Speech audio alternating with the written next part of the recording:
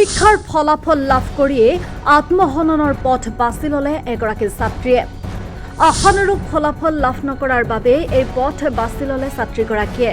বজালীৰ পাঠশালাত ঘৰ ছাত্ৰীগৰাকীৰ।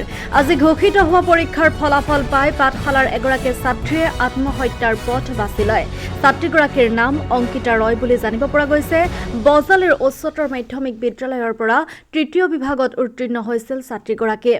নিজৰ বাসগৃহত আত্মহত্যাৰ পথ বাছি লয় ছাত্ৰীগৰাকীয়ে। লগৰ বান্ধৱীগৰাকী প্ৰথম স্থান লাভ কৰাৰ বাবে নিজে মানসিকভাৱে ভাগি পৰিছিল ছাত্ৰীগৰাকীয়ে। ছাত্ৰীগৰাকীৰ মৃতদেহ পাঠশালা অসামৰিক চিকিৎসালয়ত ৰখা হৈছে। ঘটনাস্থলীত পাঠশালা আৰক্ষী উপস্থিত হয়। ছাত্ৰীগৰাকীৰ অকাল মৃত্যুত শোকাকুল পৰিৱেশে বিৰাজ কৰিছে সমগ্ৰ বজালী অঞ্চলত।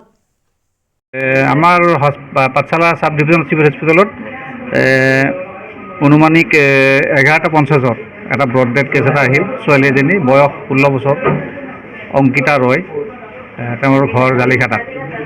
গতিকে এতিয়া আমি সন্দেহজনকভাৱে তেওঁ ছুইচাইড হেঙি বুলি ভাবিছোঁ। গতিকে এতিয়া আমি পষ্টমৰ্টেমৰ কাৰণে পুলিচক যোগাযোগ কৰি আছোঁ। কিহৰ বাবে তেওঁলোকে কোৱা মতে তেওঁ পৰীক্ষাত কিবা মানে যিটো ৰিজাল্ট পাব লাগিছিল সেইটো পোৱা নাই। গতিকে যিটো তেওঁ মনৰ হেৰিত পোৱা নাছিল, গতিকে সেইটো হিচাপতে তেওঁলোকে পোৱা বুলি কৈছে। কিমান বছৰ ছোৱালী? 16 বছৰ। অংকিতা ৰয়। কিবা ঠাৰ পালা তাৰ এই হাঁহি তামচা কৰি আছে। মই বহি আকৌ অহা নাই দে, যি পাইছা তাৰপিছত দেউতা আকৌ অহা নাইতো।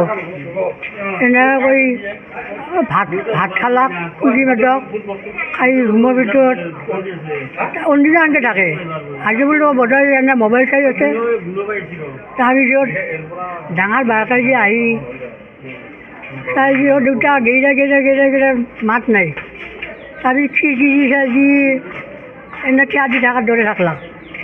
তাৰপিছত দৰ্জাটো মাৰা আছে, দৰ্জাখন টানি মই ভাঙি দিওঁ যি এনেকৈ পেনত ছোৱালীটো মস্তি দেউতা